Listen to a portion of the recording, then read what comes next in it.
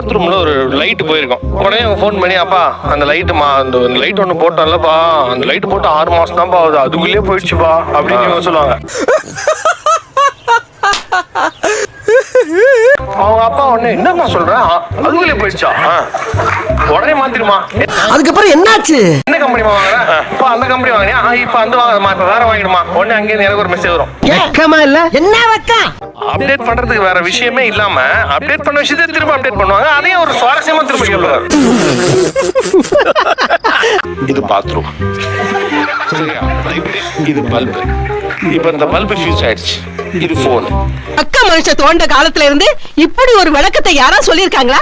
இப்ப நீங்க இந்த போன் எடுத்து, தம்பி உங்க பேரு என்ன? சீனி. நம்ம வாங்கின அந்த குண்டு பல்பு உடைஞ்சிருச்சு, வரையில ஒரு பல்பு வாங்கிட்டோம், இவ்வளவுதானே. உனக்கு புரிஞ்சு போச்சுல, விடுப்பா. இதுக்கு ஏன் பாண்டிச்சேரியில ப்ளூ சட்டை போட்ட ஒருத்தருக்கு போன போது அவரு